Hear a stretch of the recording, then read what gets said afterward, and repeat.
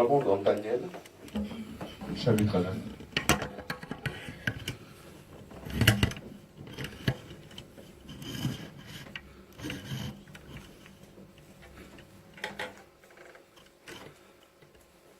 Quelqu'un peut commencer à partir du verset 20.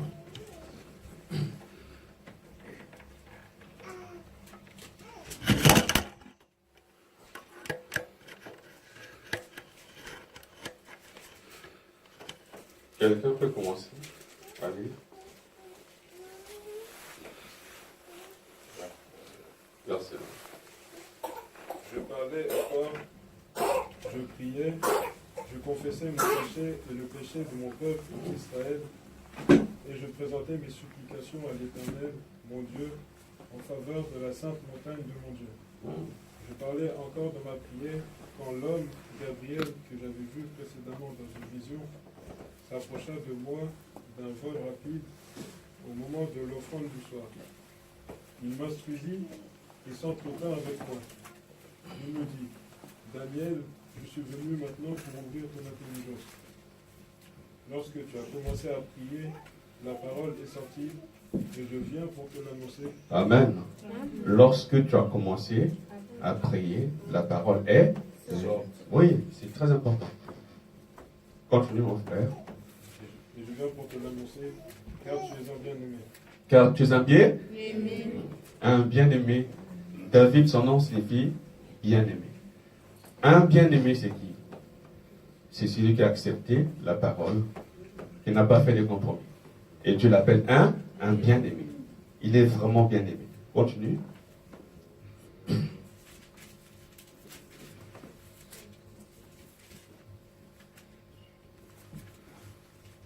Sois attentif à la parole et comprends la vision. 70 semaines ont été fixées sur ton peuple et sur ta ville sainte pour faire cesser les transgressions et mettre fin au péché, pour expier l'iniquité et amener la justice éternelle, pour sceller la vision et le prophète et pour oindre le saint des saints. Sache-le donc et apprends. Depuis le moment où la parole a annoncé que Jérusalem sera rebâtie jusqu'à loin au conducteur, il y a 7 semaines et 62 semaines. Les places et les fossés seront rétablis en des temps fâcheux. Après les 62 semaines, un loin sera retranché et il n'aura pas de successeur. Le peuple d'un chef qui viendra détruira la ville et le sanctuaire, et sa fin arrivera comme par une inondation. Il est arrêté que les dévastations dureront jusqu'au terme de la guerre.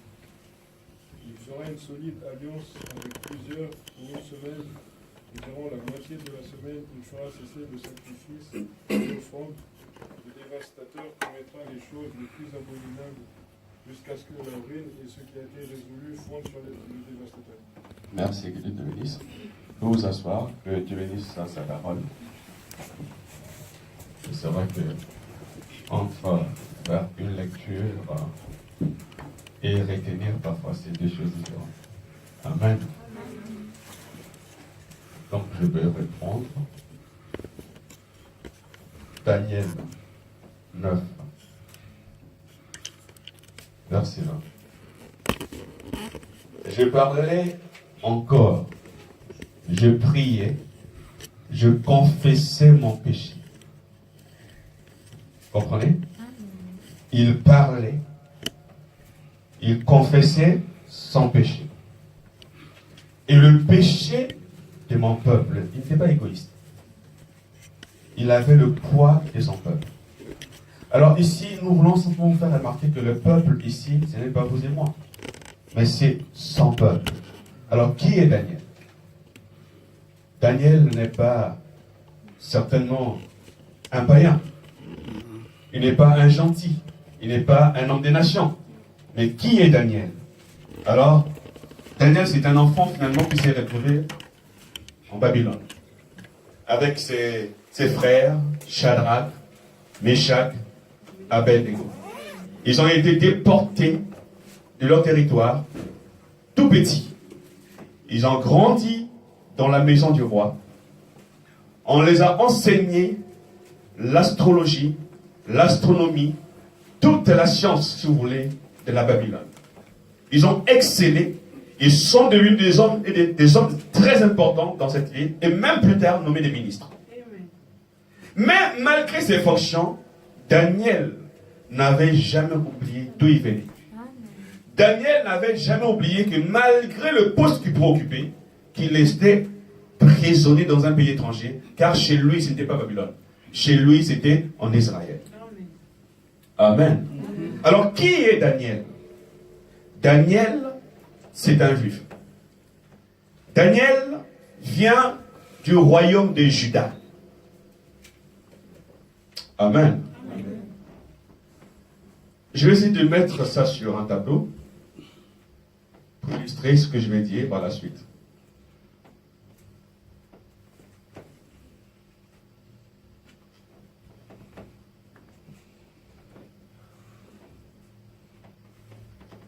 Est-ce que vous voyez un peu? Là. Vous voyez? Bien. Alors, pour vous raconter une petite histoire, avant d'arriver, parce que vous allez comprendre que c'est très important. C'est ce que nous allons dire par la suite. Nous avons Abraham. Dieu l'appelle. Dieu l'appelle d'où? De la Chaldée. En Mésopotamie. Dans la grande Babylone. Dieu l'appelle à quitter son pays, à quitter sa patrie, à quitter la maison de son père et d'aller quelque part là où Dieu veut l'envoyer pour le bénir. Dieu lui fait une promesse que tu seras une bénédiction pour toutes les familles de la terre. Ta postérité sera nombreuse. Donc finalement, il a attendu la promesse. Mais la femme à côté disait, il faut que tu prennes quelqu'un peut-être que tu as mal interprété. Et nous avons finalement eu Agar qui a donné naissance à Ismaël.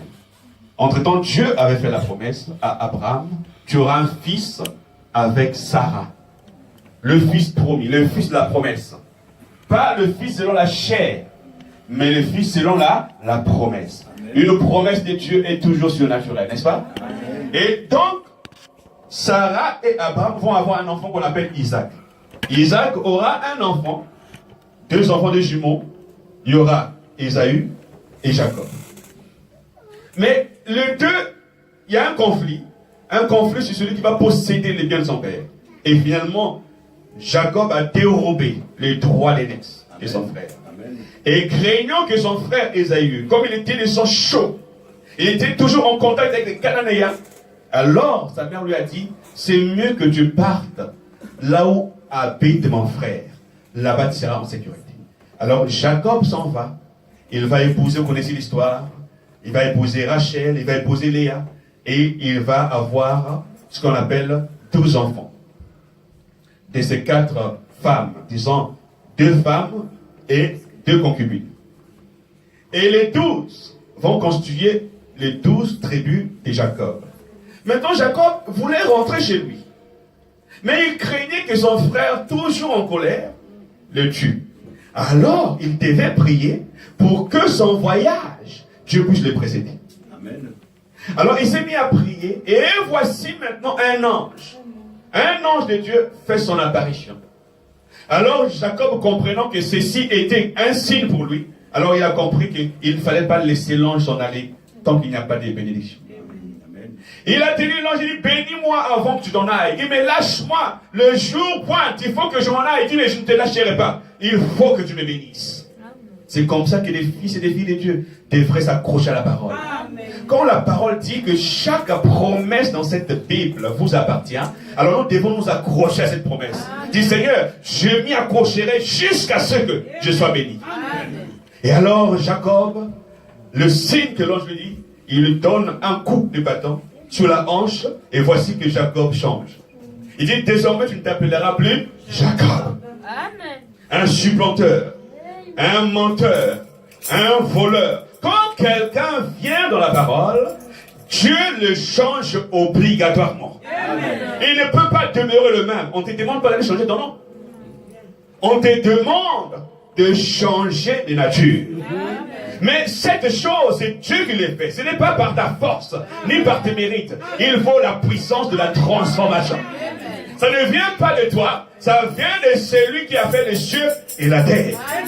Et Jacob devient Israël. Alors, automatiquement, ses enfants ne sont plus les 12 tribus de Jacob. Ils portent le nom 12 tribus d'Israël. Amen. Car le changement de Jacob avait aussi influencé automatiquement le changement des enfants. Amen. Quand un parent change, il influence automatiquement ses enfants. Amen. Si un parent n'a aucune influence sur ses enfants, il y a un problème. Amen. Ta vie que tu mènes, sa démarche avait changé. Amen. Quand il est rentré chez lui, il est boité. Il a dit, maintenant je sais, je peux affronter mon frère. Amen. Amen. Maintenant je peux l'affronter car j'ai rencontré l'ange. C'est pour cela que nous ne pouvons pas nous hasarder à aller faire les choses de Dieu tant que nous ne l'avons pas encore rencontré. Amen. Chacun d'entre nous doit le rencontrer. Amen. Merci Seigneur. Ça ne sont pas une expérience de papa ou de maman, mais ta propre expérience. J'avais entendu. Papa m'avait raconté, mais moi-même, j'ai vu. Amen. Et il est convaincu, puis concerné. Amen. Et Jacob en rentrant. Alors il dit maintenant mes enfants, ma femme, allez tous, nous allons rentrer chez nous. Et là, Ésaü avait appris que Jacob venait. Il venait en colère. Et vous savez, comme Dieu avait précédé la chose, alors il n'a pas eu l'intention de faire du mal à son frère. Il a placé sa femme, ses enfants, son troupeau, il était derrière. Et quand il est arrivé, il a vu la famille. Il dit, voici, ce sont tes neveux. Amen. Amen. Quand je suis parti, voilà ce que Dieu m'a donné. Quand il a vu ça, vous voyez, son cœur était tellement apaisé. Il s'est calmé. L'histoire ne s'arrête pas là. Et on continue. Et après, avec le temps, ce peuple s'est retrouvé en Égypte. Ils se sont retrouvés en Égypte parce que certainement, il y avait la famine là où ils étaient. Et en restant à Goshen, des années plus tard, un pharaon arrive. Il dit, moi je ne les connais pas. Je n'ai aucune considération pour eux. Ce sont des esclaves, des immigrés. Ils sont venus prendre nos emplois. Ils prennent nos femmes. Ils prennent nos filles. Il faut les faire souffrir. Plus de lois. Maintenant, plus de travail. Travailler plus pour gagner plus. Mais en réalité, ils ne gagnaient rien. Ils perdaient beaucoup en prière.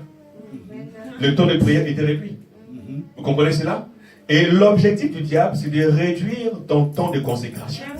C'est de réduire ton temps où tu devais rester avec Dieu et de faire de toi un bon rétrograde religieux. Tu viens à l'église, mais tu es rétrograde. Parce que dans ta pensée, le temps que Dieu se soit consacré à Dieu, tu ne le consacres plus à Dieu. Tu le consacres dans des choses qui sont inutiles. Tout m'est permis, mais tout n'est pas utile. Et à un moment, ils sont sortis de l'Égypte par la puissance de ce grand prophète qu'on appelle Moïse. Et là, ils sont partis dans un pays qu'on appelle Canaan. Et quand ils arrivent à Canaan, il y avait des gens qui étaient là-bas. Des géants, mais ils ont combattu. Ils ont combattu et chacun était dans son territoire. Maintenant, rappelez-vous, avec le temps, quelque chose est arrivé, Saül, le grand roi, qui avait été choisi par des hommes. Parce que les hommes ne voulaient plus que Dieu domine sur eux. Ils voulaient avoir un roi qu'ils pouvaient voir. Un roi qui pouvait leur donner des ordres. Comme les autres. Les Édomites, les Moabites, les Ammonites.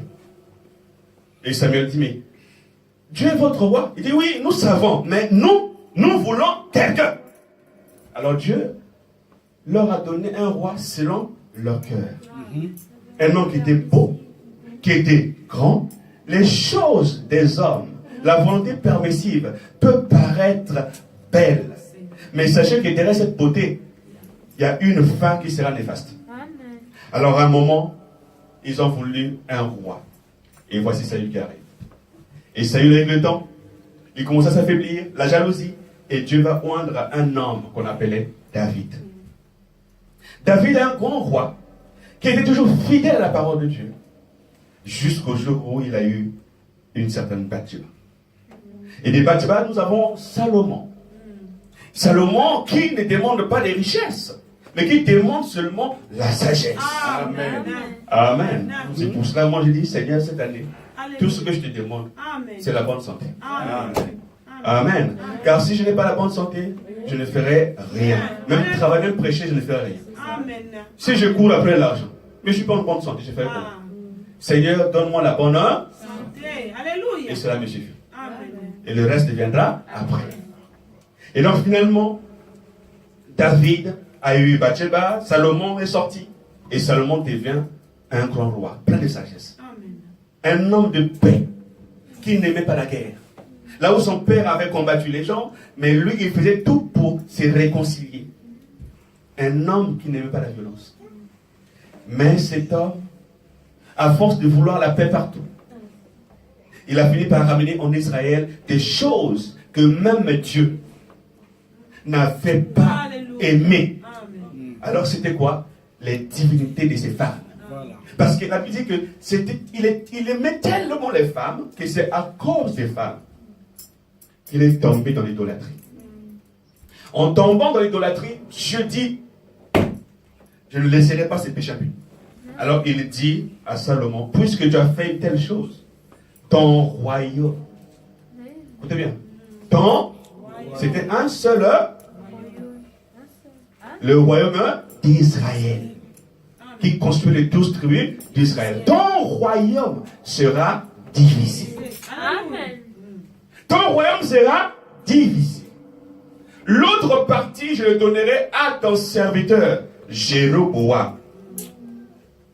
Et l'autre, à cause de l'alliance que j'ai conclue avec ton père, je le donnerai à ta descendance. C'était Roboam. Amen. Or, un jour, les gens sont venus voir Roboam. Pour dire vraiment, le roi Salomon a tellement mis une politique d'impôt que ça pesait sur nous. Taxes d'habitation, taxes audiovisuelles, taxes ceci, taxes ceci. Donc, il y avait tellement de choses. Quand ils ont compris que le monsieur avait perdu son royaume, que le fils avait pris possession, alors ils ont dit, on peut négocier avec l'enfant, peut-être qu'il va changer. Le fils dit, si mon père vous a imposé, moi, je ferai pire que lui. Hein? Là, les gens commencent à contester, à vous dire. Je dis, c'est pas possible. Non, on préfère le temps de partir avec Jéroboam. Parce que peut-être là-bas, c'est bien. Jéroboam a constitué ce qu'on appelle le royaume du Nord. Ici, en haut, ou le royaume d'Israël. Vous avez Roboam, qui constitue le royaume de Juda. Royaume de Juda. Et il était associé à une tribu qu'on appelle la tribu de Benjamin. Donc ils étaient 2 ici. Et de l'autre côté, ils étaient 10. Ce qui faisait les 12 tribus. Alors la guerre a commencé entre Jéroboam, roi d'Israël, et Roboam, roi de Juda. Un véritable conflit. Et ça a été un conflit qui a duré des années. Et rappelez-vous, Jéroboam, lui serviteur, Dieu lui a donné le territoire, mais il n'a pas voulu rester avec la parole de Dieu. Il a voulu se détourner, il a commencé à saccager tout ce qui a été fait par Dieu. Alors Dieu a dit, puis c'est le cas. Ce royaume d'Israël ira en captivité. Alors Dieu envoie une empire très puissante qu'on appelle l'empire assyrien, qui est venu et qui les a emmenés en captivité. Le royaume de Juda est resté. Le royaume d'Israël est parti en captivité. Le royaume d'Israël avait pour capitale la Samarie. La Samarie, c'est la capitale du royaume d'Israël. Juda avait pour capitale dans son royaume Jérusalem. Alléluia. Écoutez bien les deux noms. Donc, quand ils sont partis en captivité Israël, alors, qu'est-ce que Dieu fait? Dieu prend ces Assyriens qui sont venus s'installer dans ce royaume d'Israël. Et les Israélites sont partis en captivité. Et le royaume de Juda, ne prenant pas conscience que Dieu avait frappé leurs frères, alors ils sont tombés dans la même idolâtrie que ceux d'Israël. Alors Dieu dit, je ferai la même chose.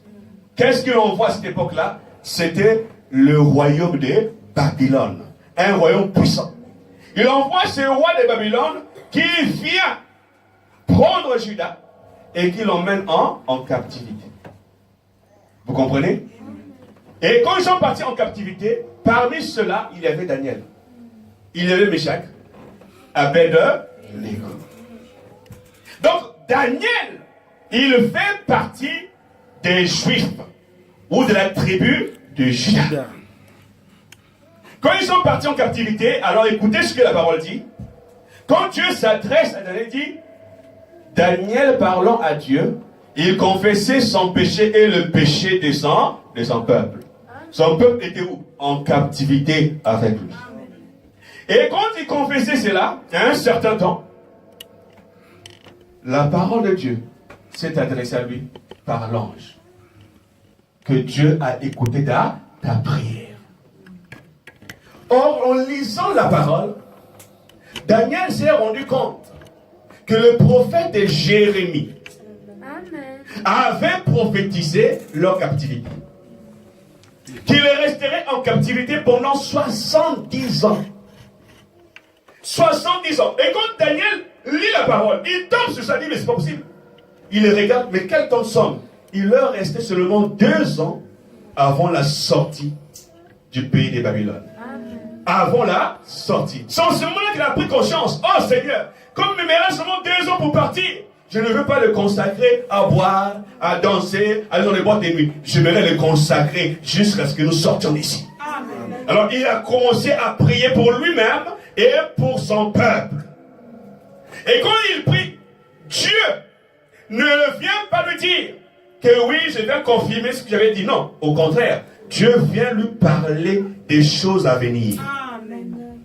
Dieu lui dit, maintenant écoute ce que je vais te dire. C'est ce que je vais dire par la suite. Il dit ceci. Au verset 23. Daniel, je suis venu maintenant pour ouvrir ton intelligence. Lorsque tu as commencé à prier, la parole est sortie. Et je viens pour te l'annoncer. Car tu es un bien-aimé. Sois attentif. Sois attentif à la parole et comprends la vision. 70 semaines ont été fixées sur ton peuple et sur ta ville sainte. Et rappelez-vous que Daniel est un juif. Il fait partie de la tribu de Juda. Donc quand Dieu parle ici à Daniel, il dit 70 semaines ont été fixées à ton peuple et sur la ville, sur ta ville. Quelle ville? Jérusalem. Dieu ne parle pas de la Samarie. Dieu ne parle pas du royaume d'Israël qui a été en captivité. Dieu s'intéresse à Jérusalem. Pourquoi Jérusalem? Amen. Amen. Et il continue. Pour faire cesser les transgressions et mettre fin au péché. Pour expier l'iniquité et amener la justice éternelle, pour sceller la vision et le prophète, et pour oindre les saints des saints. Les 6 buts de la vie de Gabriel à Daniel. Il vient annoncer les 6 choses que Dieu va faire. Maintenant, quand nous lisons ceci, nous nous intéressons maintenant à Israël. Nous nous intéressons à Jérusalem. Nous nous intéressons à toutes ces prophéties et tout ce qui se passe aujourd'hui dans le monde. Chaque fois que vous ouvrez la télévision, vous entendrez certainement quelque chose dans le Moyen-Orient ou le Proche-Orient. Soit vous entendrez parler d'Irak, soit de l'Afghanistan, soit vous entendrez parler de Yémen, soit vous entendrez parler de l'Irak, soit de l'Iran, soit de la Turquie, soit la Libye, soit le Liban. Il y a toujours quelque chose qui revient toujours vers le Moyen-Orient ou le Proche-Orient. Pourquoi le Proche-Orient a-t-elle de l'influence dans le monde d'aujourd'hui? Pourquoi les gens ne peuvent pas fermer les yeux pour dire que ce qui se passe là-bas ne peut pas nous affecter? Mais parce qu'ils se sont rendus compte que le Moyen-Orient a une influence importante et capitale dans les activités politiques, économiques, sociales de l'Europe comme de l'Amérique. Donc s'il y a une crise là-bas, automatiquement, ça va se répandre ici. Un exemple simple. Quand les gens fuient la guerre en Syrie et qu'ils viennent ici, ils arrivent avec des bombes. Quand ils rentrent ici, ils ont des bombes qu'ils posent, ils explosent. Les gens comprennent maintenant la seule façon pour être en sécurité, il faut aller régler les problèmes avant même que les gens là sortent de chez eux. Ils envoient des militaires, ils envoient l'armée pour aller combattre le terrorisme. Bien que parfois, ça ne réussit toujours pas. Mais ici, le Moyen-Orient nous intéresse beaucoup, en particulier Israël. En particulier Jérusalem. Pourquoi Jérusalem? La Bible dit que Jérusalem, c'est la ville de Dieu. Amen. Amen. C'est la ville de Dieu. Donc si Dieu a une ville, c'est bien Jérusalem. Mais pourquoi Dieu a-t-il choisi Jérusalem? Mais parce qu'il a choisi un peuple qu'il voulait qu'il portât son nom. Et ce peuple, c'est le peuple d'Israël. Alors remarquez, il y a une autre carte ici. Vous avez autour d'Israël des royaumes. Le royaume d'Édom, les tribus araméennes, les tribus nabatéennes, les tribus arabes. Vous avez le royaume de Judée. Vous avez ici l'État philistin, la bande de Gaza. Ici, ce Philistin, c'est ce que Samson combattait souvent. Il partait combattre. Non, Samson est parti à Gaza. Il a combattu, il a tué. C'était des Philistins. Mais quand Israël a été en captivité, alors ces royaumes se sont retrouvés vides et remplis des étrangers. Alors ceux-ci qui étaient ici, les Philistins, sont venus jusqu'au niveau de la Samarie. Ils sont venus jusqu'à Hébron. Ils sont venus jusqu'à Bethel. Ils sont arrivés jusqu'à Jérusalem. Et c'était un mélange. Ils étaient là, ils côtoyaient tout le monde. Et maintenant qu'après que les Juifs qui étaient partis à Babylone sont censés rentrer chez eux, quand ils arrivent, ils trouvent déjà sur leur territoire des gens qui l'occupaient. L'occupation n'a pas commencé aujourd'hui. L'occupation a commencé depuis un certain temps. Maintenant, écoutez ce que la Bible nous dit ici, dans l'Évangile aux nations. Nous avons 3 types de personnes. Nous avons Israël, nous avons les païens, nous avons les Samaritains. Alors, qui sont les Samaritains? Les Samaritains, ce sont des gens de la Samarie. Or, les gens de la Samarie, ce sont les gens qui font partie du royaume d'Israël. Amen. Ce sont des gens qui étaient restés là-bas, des Assyriens, qui sont mélangés avec quelques Israélites qui restaient, et qui ont donné cette race de Samaritains, mais qui croyaient en un seul Dieu, qui croyaient en Moïse comme un prophète, et qui avaient pour montagne, ou pour temple, le mont Garizim. C'est là où ils partaient prier. Maintenant, Juda aussi avait un lieu d'adoration, une montagne d'adoration, et c'était le mont de Jérusalem. Donc le conflit qu'il y avait, c'est que Judas disait à ces Samaritains, vous êtes des démons. Vous ne croyez pas comme nous. Si vous voulez une véritable adoration, il faut venir adorer sur cette montagne. Et ce conflit a perduré pendant des siècles, jusqu'au jour où Jésus vient. Il rencontre cette femme devant le puits de Sichar. Et la femme lui dit, mais toi là tu me demandes à boire. Moi je suis une Samaritaine. Est-ce que tu ne sais pas qu'entre nous il n'y a pas de rapport? Donc, elle a rappelé à Jésus que ce conflit ne date pas d'aujourd'hui. Ce conflit date depuis longtemps, depuis l'époque où Salomon avait failli à son devoir de roi et qu'il avait emmené l'idolâtrie, que Dieu avait divisé le royaume. Mais le Seigneur lui dit, si tu savais le don de Dieu, et c'est lui qui te demandait donne-moi à boire, ce serait toi qui m'aurais demandé à boire. Donc, il y a 3 sortes de personnes. Nous avons les nations ou les païens, nous avons les Samaritains et nous avons Israël. Maintenant, écoutez ceci. Je lis quelque chose. Matthieu chapitre 10, verset 5. Tels sont les 12 que Jésus envoya après leur avoir donné les instructions suivantes. N'allez pas vers les païens et n'entrez pas dans la ville des Samaritains. Allez plutôt vers les brebis perdues de la maison d'Israël. N'allez pas vers les païens, n'allez pas vers les Samaritains, mais allez plutôt vers les brebis perdues de la maison d'Israël. Donc nous comprenons qu'il y a des païens, il y a des samaritains et il y a aussi des juifs. Jean chapitre 8, verset 48. Les juifs lui répondirent, n'avons-nous pas raison de dire que tu es un samaritain? C'était une insulte. Que tu as un démon. Donc un samaritain était démoniaque. Et quand je dis dans la parabole du bon samaritain, pour les lévites, pour les sacrificateurs, ça a été une insulte. Comprenez cela? Amen. Matthieu 15, verset 22. Et voici une femme cananéenne qui venait de ces contrées lui cria, aie pitié de moi, Seigneur, fils de David. Ma fille est cruellement tourmentée par le démon. Il répondit, je n'ai été envoyé qu'aux brebis perdues de la maison d'Israël.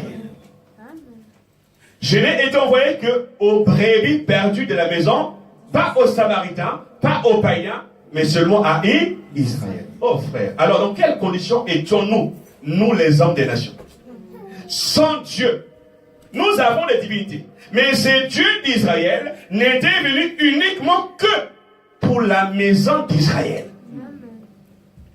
Donc en d'autres termes, nous qui n'avons pas cette grâce, nous étions automatiquement perdus. Amen. Amen. Ésaïe 44 dit ceci au premier verset. Écoute maintenant, ô Jacob, mon serviteur, ô Israël que j'ai choisi. Donc Dieu a choisi Israël. Amen. Il continue au verset 8. Mais toi, Israël, mon serviteur, Jacob, que j'ai choisi, race d'Abraham que j'ai aimé. Donc Dieu les a aimés, Dieu les a choisis, et quand il est venu dans la chair, il les a dirigés dans la maison d'Israël. Pas chez les païens. Ésaïe 49, écoutez ce qu'il dit. Une femme oublie-t-elle l'enfant qu'elle allait? N'a-t-elle pas pitié du fruit de ses entrailles? En d'autres termes, Dieu considère Israël comme étant son enfant. Comprenez cela? Il considère Israël comme son enfant, et une femme ne peut pas oublier son enfant qu'elle allait. Quand elle l'oublierait, moi, je ne t'oublierai point. Il s'adresse à qui? À Israël. 11, verset 28. En ce qui concerne l'évangile, qui? Les Juifs. Ils sont ennemis à cause de vous. Mais en ce qui concerne l'élection, ils sont aimés à cause de leur père. Amen. Comprenez cela? En ce qui concerne l'évangile, ils sont ennemis à cause de vous. Donc c'est à cause de vous. C'est à cause de toi et moi. N'est-ce pas? Qu'ils sont ennemis de Dieu. Amen. Mais selon l'élection, ils sont aimés. N'est-ce pas? À cause de leur père. Maintenant, écoutez ceci. Là, je pose encore les Écritures. Jean 4, verset 20. Nos pères ont adoré sur cette montagne. On appelle ça le mont Garizim, qui se retrouvait près de Sichem, vers Samarie. C'est là où les femmes et les hommes, les Samaritains partaient adorer. Il dit, nos pères ont adoré sur cette montagne. Et vous dites, donc vous qui? Vous les Juifs. Donc il y a toujours ces conflits entre le royaume de Juda et le royaume d'Israël. Parce que le royaume de Juda avait pour ville Jérusalem, le temple était bâti à Jérusalem, et les gens du royaume du nord, Israël, avaient pour ville Samarie, et ils avaient aussi un endroit, une synagogue, où ils partaient pour prier. Mais vous dites que le lieu où il faut adorer est à Jérusalem. Femme, lui dit Jésus, crois-moi, l'heure vient où ce ne sera ni sur cette montagne, ni à Jérusalem que vous adorez le Père. Vous adorez ce que vous ne connaissez pas. Nous. Là, il s'adresse, il parle de qui? Nous, les Juifs.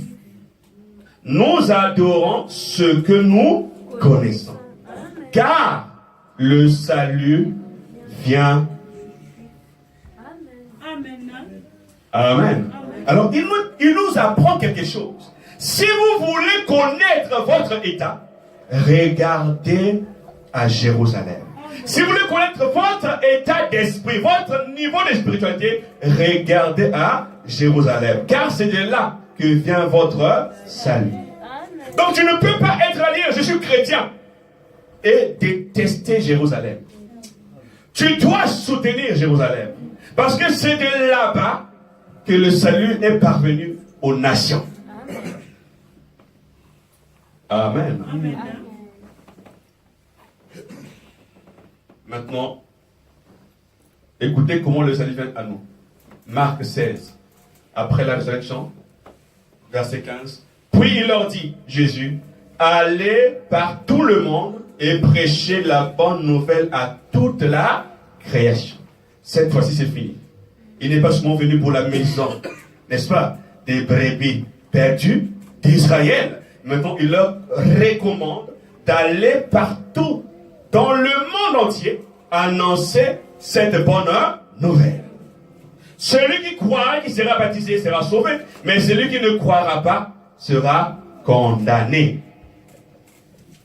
Luc 24, verset 45. Alors il leur ouvrit l'esprit afin qu'ils comprissent les Écritures. Et il leur dit ainsi, il est écrit que le Christ souffrirait et qu'il ressusciterait des morts le 3e jour.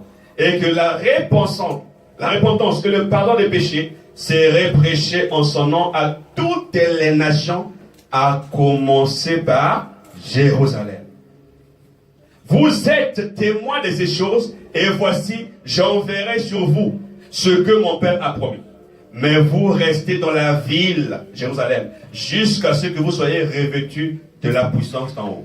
Et voici un homme qui arrive avec un ministère qui va apporter l'évangile aux nations. On l'appelle Paul. Qui rencontre le Seigneur sur le chemin de Damas. Et écoutez ce qu'il va dire. Acte 13, verset 44. Le sabbat suivant, presque toute la ville s'est rassemblée pour entendre la parole de Dieu. Les Juifs, voyant la foule, furent remplis de jalousie et ils s'opposaient à ce que disait Paul, en le contredisant et en l'injuriant. Paul et Barnabas leur dirent avec assurance, c'est à vous, premièrement, que la parole de Dieu devait être annoncée. Vous qui, les Juifs. Amen. Mais puisque vous la repoussez et que vous vous jugez vous-même indigne de la vie éternelle, voici, nous nous tournons vers les païens. Amen. À quel moment? Quand les Juifs, n'est-ce pas, ont rejeté la parole. Alors cet évangile s'est tourné vers les païens. Car ainsi nous l'a ordonné le Seigneur. J'étais établi pour être la lumière des nations, pour porter le salut jusqu'aux extrémités de la terre. Les païens se réjouissaient en entendant cela. Ils glorifiaient la parole du Seigneur et tout ce qui était destiné à la vie éternelle crurent. Donc voilà, nous avons les gentils, nous avons les Samaritains, nous avons les Juifs ou la maison d'Israël. Maintenant, voici ce qui va nous donner le contexte de notre étude. Romains chapitre 11, verset 25. Car je ne veux pas, frères, là il s'adresse aux Romains, les païens, les gentils qui étaient là, la diaspora qui était là. Il dit, car je ne veux pas, frères, que vous ignorez ce mystère. Ah, quel est ce mystère? Afin que vous ne regardiez point comme sages, c'est qu'une partie d'Israël est tombée dans l'endurcissement jusqu'à ce que la totalité des païens soit entrée. Une partie d'Israël est tombée dans l'endurcissement jusqu'à ce que la totalité des païens, la plénitude des gentils, la plénitude des nations, soit entrée. C'est un mystère. Le mystère de l'aveuglement d'Israël. Israël a été aveuglé par Dieu pour que nous puissions bénéficier de cette grâce pour l'accepter et recevoir la vie éternelle. Amen. Et ainsi tout Israël sera sauvé selon qu'il est écrit, le libérateur viendra des Sion et il détournera Jacob les impiétés. Maintenant, pour commencer notre étude. Tout ce que nous voulons faire aujourd'hui, c'est de parler sur les âges de l'Église, les 7 âges de l'Église. On ne peut pas parler des âges de l'Église si on ne touche pas d'abord l'histoire d'Israël. Parce que le salut vient des Juifs. Donc pour comprendre le plan du salut, nous devons retourner là où le salut a commencé. Nous devons retourner là où le soleil s'élève. Alors le soleil s'élève où? N'est-ce pas? Et se couche à l'ouest. Donc retournons à l'est et posons-nous la question, comment le salut se faisait à cette époque-là et qui était le garant du salut? Maintenant le prophète, là je dis ici, dans la marque de la bête. Cependant, remarquez donc, Israël a eu à endurcir le cœur des pharaons pour qu'il chasse les Juifs la première fois. Dieu a eu à endurcir le cœur des pharaons pour qu'il chasse les Juifs la première fois. Il a fait la même chose cette fois-ci. Il a endurci le cœur d'Hitler contre les Juifs. Il l'en a tué. Des millions ont été massacrés. L'Holocauste, vous connaissez l'histoire. Hitler était ennemi des Juifs. Il les détestait. Il les a massacrés. C'est ce qui a déclenché la guerre. Rappelez-vous, Dieu a dit, quiconque maudit Israël, je le maudirai. Celui qui bénit Israël, je le bénirai. Ils ont été dispersés dans le monde entier. Et ensuite, il a endurci le cœur de Hitler. Il a endurci le cœur de Mussolini. Il a endurci le cœur de Staline. Les cœurs des différentes personnes dans des nations. Il les a endurcis. Et finalement, il a frayé une fois. Et Israël retourne. Et il se trouve déjà dans sa patrie. Amen. Israël se retrouve déjà dans sa patrie. À quel moment Israël se retrouve dans sa patrie? C'est quand Dieu a suscité des hommes qui avaient une telle colère, comme Hitler, comme Pharaon, comme Nebuchadnezzar. Ils sont là au service de Dieu pour qu'une prophétie puisse s'accomplir. Or, Israël n'est jamais béni en dehors de sa patrie. Amen. Et quand ils sont partis hors de leur patrie, ils se sentaient tellement en sécurité qu'ils étaient bien. Alors Dieu a dit, mais vous n'êtes pas chez vous. Pour prouver que vous êtes des étrangers, je susciterai quelqu'un avec un esprit d'immigration. Qui viendrait vous rappeler que vous êtes juifs. Et ils étaient obligés de porter un signe sur eux qui devait être affiché pour qu'on les distingue des autres. Vous êtes des juifs. Vous êtes des juifs. Vous êtes des juifs. Et un jour, la colère de cet homme a tellement monté qu'il a commencé à les chasser, à les massacrer. Et c'est ça qui a fait qu'ils rentrent chez eux parce qu'ils se sont dit, nous rentrerons chez nous, nous serons mieux. Mais ce n'est pas la fin. Si vous voulez savoir le jour du mois, regardez le calendrier. Amen. Si vous voulez savoir le jour de la saison concernant la venue du Seigneur, regardez là où se trouve Israël. Amen. Amen. Nous parlons beaucoup sur les choses, la venue du Seigneur. Mais si nous voulons savoir réellement les choses concernant la venue du Seigneur, voilà, nous devons regarder où est Israël. Amen. Israël est dans sa patrie, mais Israël n'a pas tout. Israël n'a pas sa capitale.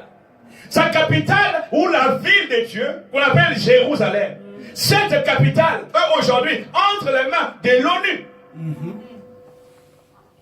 Ça n'appartient ni aux Palestiniens, ni aux Juifs.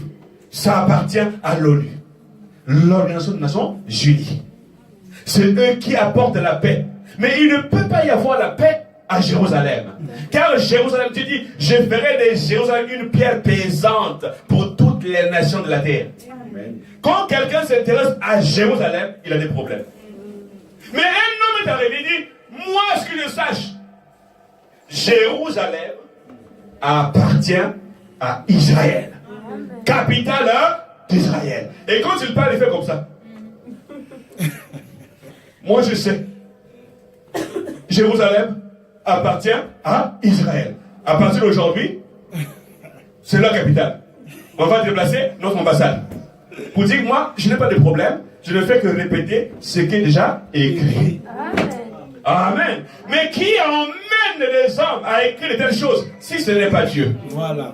Un homme qui ne fait pas de la politique, mais qui lui a dit, Jérusalem vous appartient. Et les gens commençaient à dire, ah, c'est possible. C'est scandaleux. Qui ont été contre? Presque toutes les nations.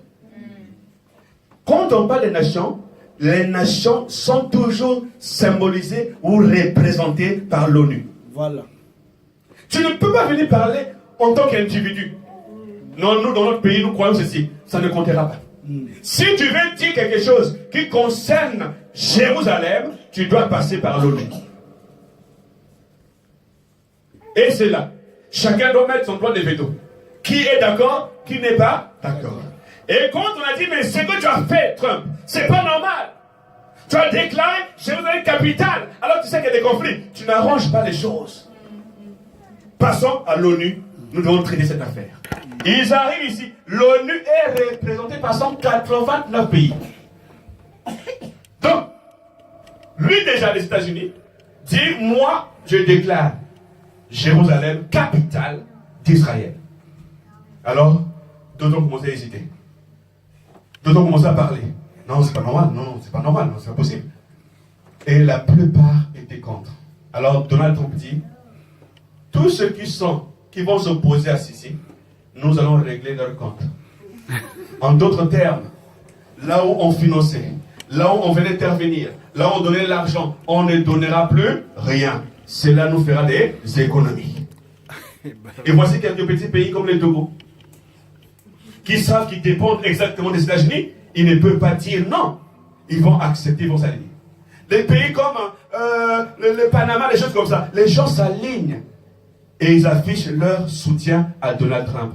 Parce qu'ils savent que s'ils ne les font pas, n'est-ce pas, les finances, leur crise, ils vont souffrir. Mais malgré ceci, nous voulons simplement montrer que Jérusalem appartient à Israël. Maintenant, rappelez-vous, la bande de Gaza appartient aux Palestiniens. Mais comme les Juifs étaient partis, les Palestiniens ont commencé à envahir. Hébron, là où Abraham a acheté un champ, on appelle le champ de Macpéla, là où il avait enterré sa femme, ainsi que les siens, ce terrain faisait partie de la Cisjordanie. La Cisjordanie qui appartient aux Palestiniens. Et la bande de Gaza. Alors, il y a aussi la Samarie. Ça appartenait aussi à qui? Aux Palestiniens. Bethléem appartient aussi aux Palestiniens. Jéricho appartient aux Palestiniens. Samarie appartient aux Palestiniens. Alors les Juifs avaient juste un petit terrain. Ils ont dit, on s'est content de ça. Mais comme la parole disait que vous devez combattre pour chaque pouce de terrain, parce que c'est votre partage, c'est votre territoire. Alors, ils ont commencé à déployer, n'est-ce pas, ce qu'on appelle le plan de la colonisation. Coloniser signifie quoi? Ils le rentrent dans le territoire. Ils savent selon l'écriture, Bethléem leur appartient. Ils viennent, ils négocient avec des gens. Ils ont l'argent. Ils achètent. Quand ils achètent, ils commencent à construire. D'autres, ils viennent sans demander à qui que ce soit. Ils viennent construire. Et quand on les attaque, ils se défendent. D'autres négocient avec des églises orthodoxes qui disent, nous on n'avait pas l'argent, donc on a voulu seulement vendre le terrain parce que pour financer notre église. Et les chrétiens palestiniens sont en colère contre leurs dirigeants orthodoxes. Alors ils ont commencé finalement à récupérer tous ces territoires que les Palestiniens avaient reçus. Ils ont récupéré Bethléem. Et un moment, ils ont récupéré Hébron. Ils ont commencé à monter et ils ont mis des murs. Le mur de séparation entre eux et les Palestiniens. Et voici la colonisation. Mais Jérusalem doit appartenir totalement à Israël parce qu'ils ont un projet de construire un temple. Amen. Le troisième temple qu'ils vont construire doit être construit à Jérusalem. Parce qu'ils savent que le lieu d'adoration, Le seul lieu et unique d'adoration, c'est Jérusalem. Alors les conflits commencent. Il dit, si vous voulez savoir le jour de la saison concernant la venue du Seigneur, regardez là où se trouve Israël. C'est l'horloge de Dieu. Il est là dans sa patrie. On a demandé à ces Juifs, quand ils rentraient, ils ont dit, pourquoi êtes-vous rentrés dans votre patrie en ramenant vos papas et vos mamans, les aveugles et les malades, et les transportant vers ici? Êtes-vous revenus dans votre patrie pour mourir? Parce que dans cette patrie, il y avait déjà des Palestiniens qui étaient en coalition avec le monde arabe. Donc il y avait des Irakiens, il y avait l'Arabie Saoudite, il y avait le Liban ici, il y avait la Turquie, et tu traverses l'Égypte, il y a l'Égypte, il y a la Libye. Tous, ils étaient contre Israël. Donc on leur pose la question, vous rentrez chez vous pour mourir? Et voici la réponse. Ils ont dit, nous sommes venus voir le Messie. C'est une bonne réponse, hein? Oui. Nous rentrons chez nous pas pour mourir, mais nous sommes venus pour voir le Messie. Il veut le voir, ce Messie. Il veut le voir, mais nous voulons réellement le voir.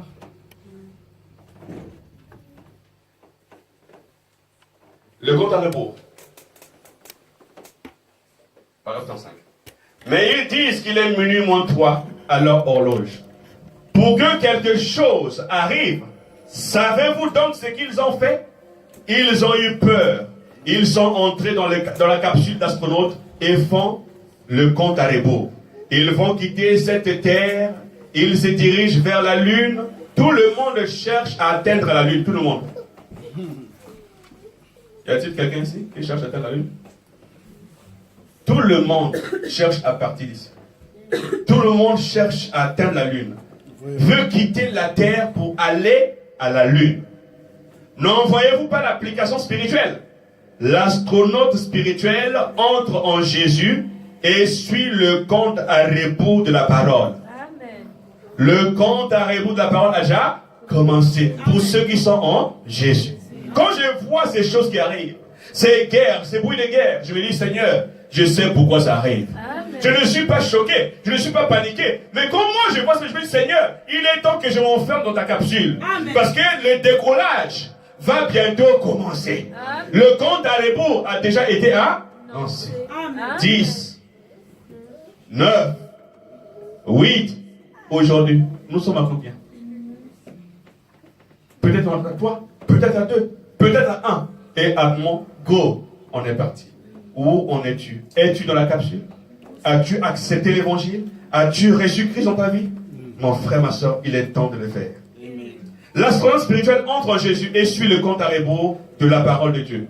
Et prêt à décoller vers le ciel. C'est ça la différence. Oh là là, c'est là à l'air brut. Mais c'est la vérité. Examinez bien l'histoire. Examinez le temps. Examinez bien l'histoire. Examinez le temps. Quand j'examine l'histoire, quand j'examine le temps, laissez-moi vous dire que le temps est fini. Oui. N'attendez pas, non Seigneur, moi il faut que je me consacre, il faut que j'ai ceci, il faut que j'ai une maison, il faut que... C'est bien ces choses-là.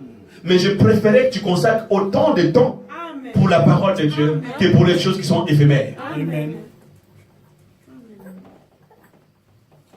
Examinez bien l'histoire, examinez le temps et voyez si tout ce qui arrive sur la terre, dans le naturel, Dieu l'accomplissait dans le spirituel, en élevant son église. Ça y est, juste devant nous, et c'est vrai, nous le savons, nous le comprenons. Dieu a un nouveau système. Est-ce que vous le croyez? Dieu a un... Alors il faut que je vous explique ça. Chaque 2000 ans, Voilà.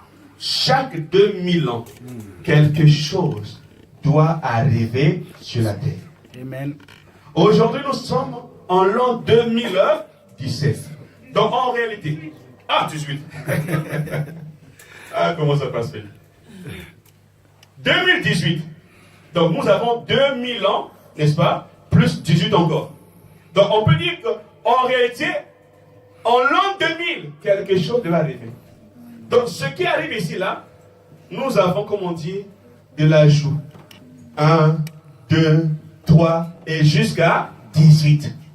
Et chaque fois que le chiffre change, ça signifie qu'il y a un changement de système. 2018 apporte autre chose. Ce qui a été fait en 2017 ne se fera pas en 2018. Il y a des choses qui vont changer. C'est pour ça qu'il dit que Dieu a un nouveau système. Comme le monde aussi peut avoir un nouveau système. Ce n'est pas l'ancien système. C'est un nouveau système. Il élève son église.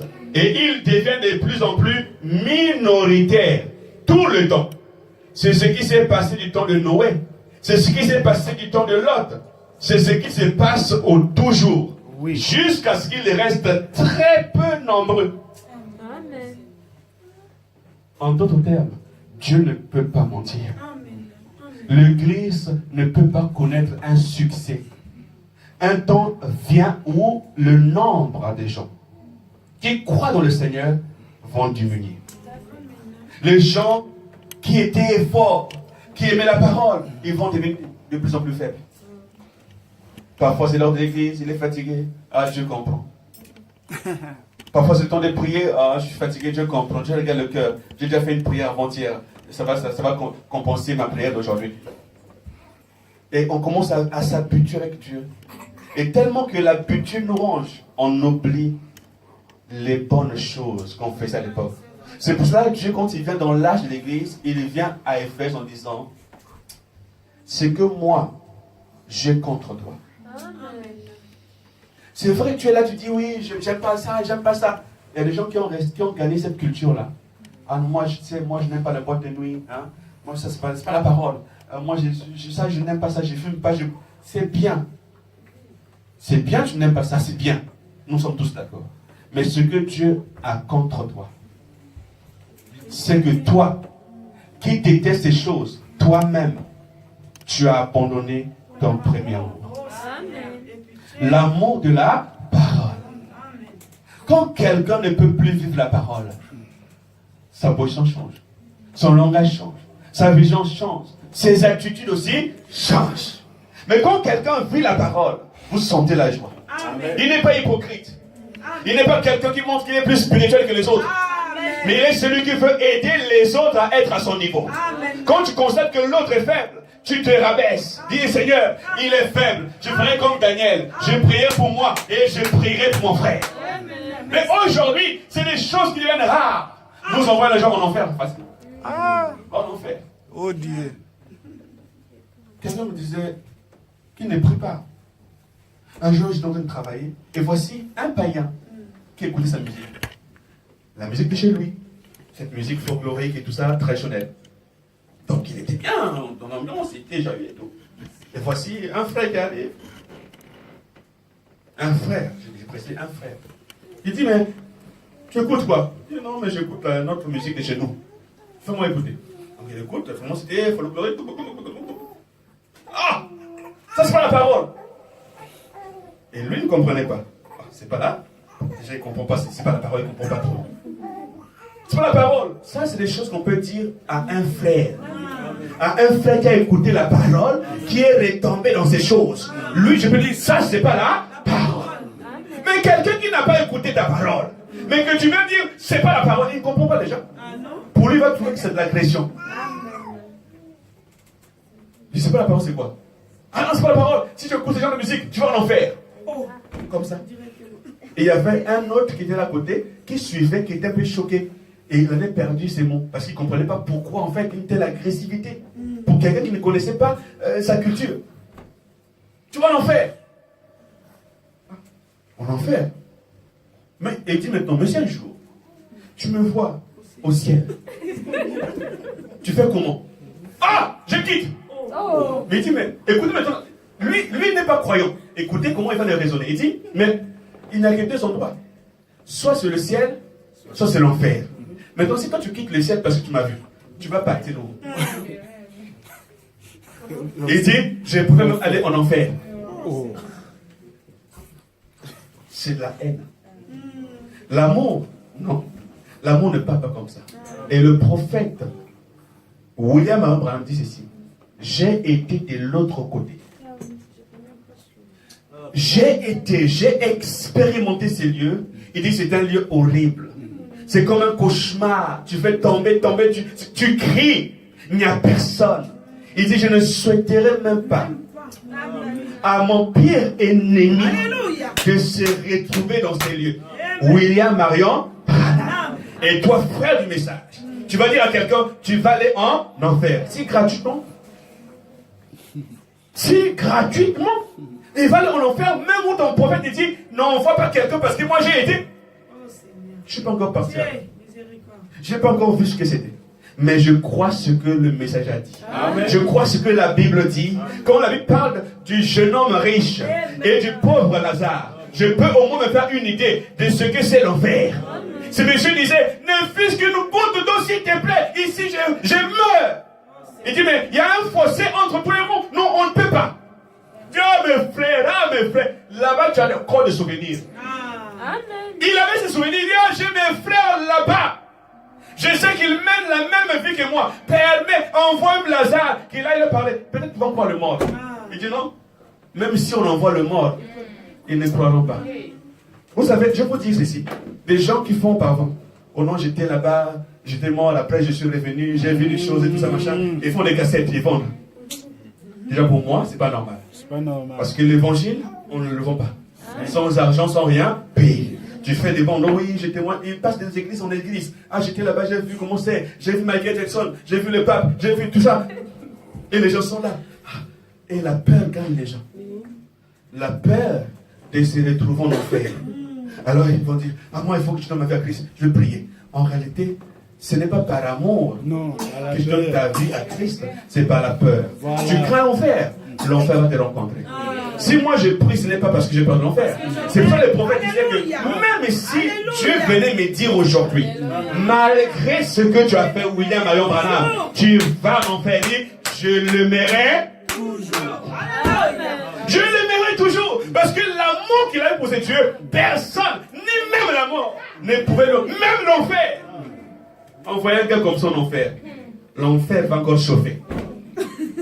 L'enfer va tellement chauffer qu'il va même le vomir. Parce qu'il ne supporterait pas un tel amour. En enfer, c'est pour ceux qui n'ont pas l'amour de Dieu. Voilà. Mais un homme qui aime Dieu, tu l'envoies en enfer. Le diable dira, en tout cas, ici, c'est pas ta place. Il va le rejeter. Vous comprenez cela? C'est pour cela, aimons les gens, ayant de l'amour. Et quand j'entends, je dis, Seigneur, est-ce que nous avons compris le message? Le message, il faut une approche. Il ne faut pas envoyer les gens en enfer n'importe comment. Parce que c'est une sémence de Dieu. Présente-nous la parole. Amen. Dis mon frère, nous avons une parole. Amen. Nous avons un message. Est-ce que je peux t'en parler? Amen. Ah non, oui, mais... Oui, ah, d'accord, on en parle. Ah non, moi je ne veux pas. Est-ce que je peux t'inviter à l'église? Viens au moins écouter la parole. Mais on ne le fait pas. On préfère condamner. Tu vas en enfer. Moi, je ne le ferai pas, puisque mon prophète n'a pas fait. Amen. Amen. Je ne le ferai pas, parce que je n'ai pas encore une citation, moi, qui me permet de le faire. Même quand je vais livrer quelqu'un au diable, ce n'est pas avec colère. Va au diable! Alléluia. Je le ferai avec amour. Dans l'objectif, que là où il est parti, pourquoi les livraisons au diable ne marchent pas? Quand on livre quelqu'un au diable, en réalité, on est en train de soustraire du sang de Christ. De la communion. Quand tu le vois, tu ne le salues plus. Tu ne lui dis pas bonjour. Parce que ça va tellement lui faire du mal. Parce qu'il avait tellement été habitué à une communion avec des frères. Il rigole, il partage la parole. Mais cette fois-ci, les frères ne disent même pas bonjour. C'est pour ça qu'on dit considéré comme un publicain, comme un païen. Ne lui dites même pas salut. Donc quand je te vois, je te passe. Et tu vois ce que ça fait? Ah, il m'a vu, il est passé. Ça commence à te travailler. Et moi je l'ai fait. L'autre aussi l'a fait. Alors à un moment tu te dis, Seigneur, ceux qui m'étaient précieux m'ont rejeté. La seule issue pour moi, c'est de retourner. Et il va revenir en pleurant. Il va se repentir. Mais le problème aujourd'hui, c'est quand nous le voyons. Oh frère, que Dieu te bénisse. Il a été livré. Mais tu lui dis que Dieu te bénisse. Il va se dire, bon, donc il n'y a pas de problème.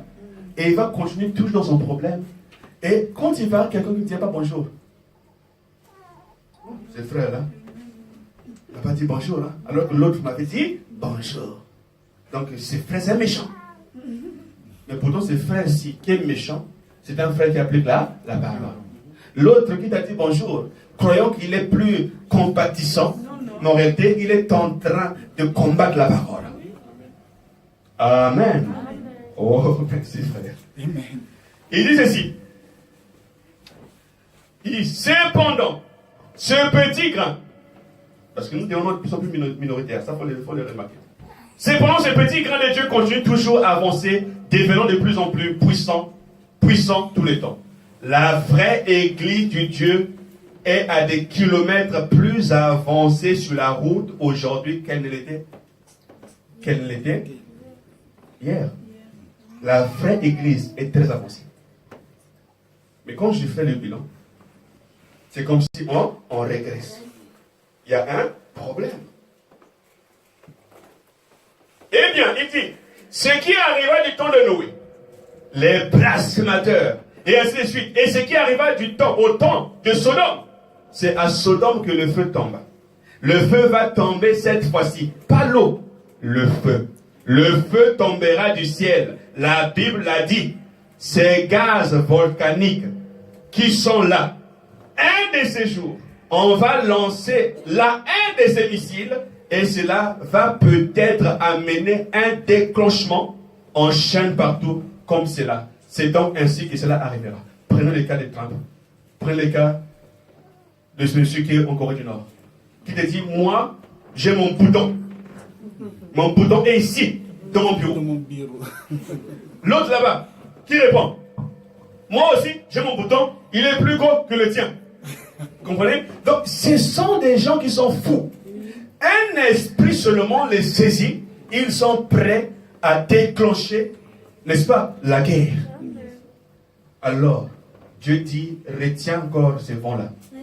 À l'ange, dit, retiens encore le vent, car j'ai encore des fils et des filles qui ne sont pas encore prêts. Amen. Dieu t'attend. Amen. Amen. Il est temps pour toi de prendre conscience que quand tu vois Israël dans cette condition, où ils sont en train de combattre, ce n'est pas en vain. Ils ne combattent pas pour le plaisir, ils combattent pour leur territoire. Et toi, quand tu combats, pourquoi combats-tu? Quand tu vis la parole, est-ce que la parole ne te fait pas du bien? Moi, la parole me fait du bien. C'est tout proche. Nous savons que cela n'est plus pour longtemps. La science déclare qu'il est minuit moins 3. L'horloge va sonner un de ces jours. Et ce sera fini en quelques minutes. Le monde sera en feu. Mais avant que cela n'arrive, l'Église ira dans la gloire. Amen. Alors si la fin des temps est si proche, la venue du Seigneur est plus proche. Amen. Il est en train de montrer que entre la fin des temps et la venue, c'est deux choses différentes. La venue du Seigneur viendra avant même la fin des temps. Nous sommes au temps de la fin, mais la fin n'est pas encore là. Voilà. Même le millénium, c'est encore le temps.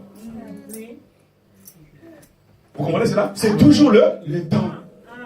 Mais quand nous arriverons au nouveau cieux et à la nouvelle terre, alors nous rentrons dans l'élément éternel. Le temps sera arrêté.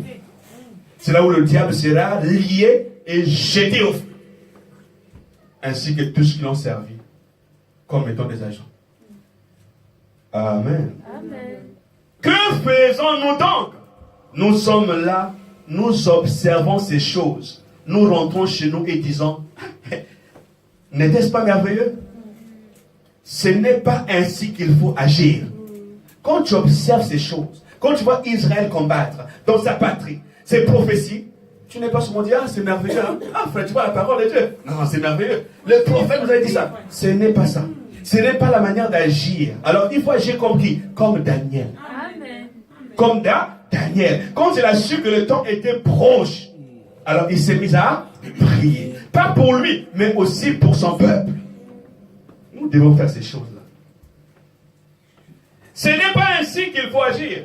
Prenez les Écritures et mettez-vous à les lire en priant dans votre cœur en disant, Éternel Dieu, est-ce si proche? Aide-moi, ô Seigneur, à connaître ta parole. Ensuite, sondez-la appuyez-vous sur elle et tenez-vous, n'est-ce pas? Tenez-vous-en à elle et privez-vous de quelques repas et priez Dieu. Vous reviendrez alors à l'église si rempli de la puissance de Dieu que des choses vont arriver ici. Amen. Nous devons avoir cela. En d'autres termes, quand tu vois les Écritures s'accomplir, alors tu dois te mettre à prier. Amen. Amen. Te consacrer à lire la parole de Dieu. Amen. Et tu vas revenir à l'église en forme. Amen. Mais si tu reviens, tu es fatigué à l'église, c'est qu'il y a un problème. Amen. Même les prophéties qui s'accomplissent n'ont plus d'effet sur toi. C'est vrai, c'est vrai. Tu seras comme ceux-là qui disaient, depuis que nos pères ont prophétisé, les choses demeurent pareilles, rien ne change. Toujours ça, Israël qui combat. Après la paix en Palestine, après Mahmoud Abbas qui va venir ici, Benjamin qui va arriver là-bas, et puis il y aura un président américain. C'est toujours comme ça. Non, ce n'est pas toujours comme ça. Il y a beaucoup de choses qui changent. Amen. Et nous devons observer et examiner chaque chose pour te préparer à la venue du Seigneur. Amen. Amen. Maintenant, je vais finir avec ceci. Les 70 semaines de Daniel.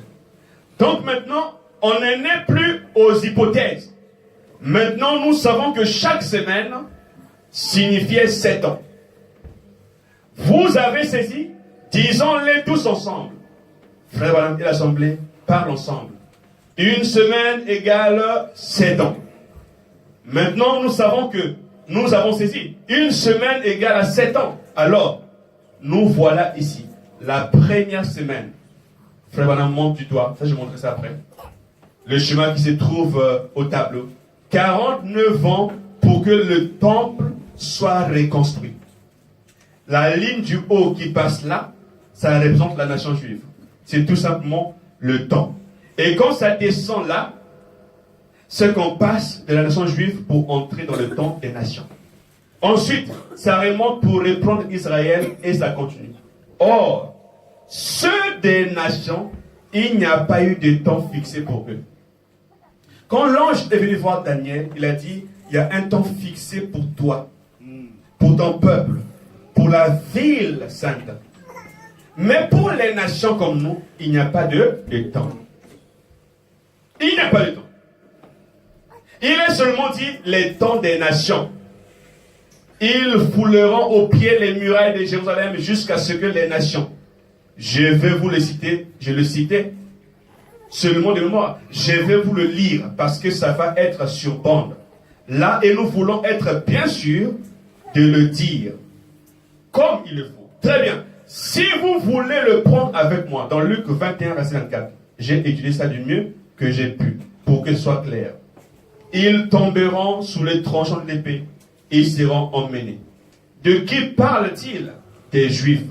C'était la destruction du temple en l'an 70, n'est-ce pas? Après Jésus-Christ. Quand Titus est venu avec son armée, ils ont cerclé Jérusalem. Ils ont affamé ces peuples. Et quand ils étaient faibles, ils les ont exterminés. Titus l'a fait. Ils seront emmenés captifs parmi toutes les nations. Souvenez-vous-en. Là, pas seulement à Babylone, pas seulement à Rome, mais dans toutes les nations. Et Jérusalem sera foulée aux pieds par les nations jusqu'à ce que le temps des nations soit accompli. À quel moment notre temps sera accompli? C'est pour ça que nous allons maintenant voir les âges de l'Église. Nous avons 7 églises qui font partie de l'Asie mineure. Et les 7 églises, Dieu va s'adresser à chaque église. Il dit, écrit à l'ange qui est à l'église d'Éphèse. Voici ce que dit l'Amen. Et Dieu donnait un message. Et jusqu'au 7e église, l'église de la Odyssée. Mais ce temps-là que Dieu a réparti entre les nations est bien limité. Et cela dépend d'Israël. Aujourd'hui, Israël est en train de se réveiller. Israël est en train de prier devant le mur. Ils font des prières. Ils sont prêts à recevoir le Messie. Amen. Oh Seigneur, jusqu'à quand? Seigneur, jusqu'à quand? Seigneur, jusqu'à quand? Et quand on annonce que Jérusalem vous appartient, et ce jour-là, c'est un jour de jubilé. oui. Le premier ministre israélien, mais il n'a pas dormi. Il était tellement content qu'au moins quelqu'un ait reconnu. Pas que n'importe qui. Les États-Unis. Mais il fallait un Donald Trump. Un homme qui ne fait pas de la politique politicienne. Un homme qui n'est pas là pour faire plaisir à quelqu'un. Lui, il est là pour faire des affaires. Et Dieu a touché son cœur. Il vient annoncer des choses. Mais écoutez ceci.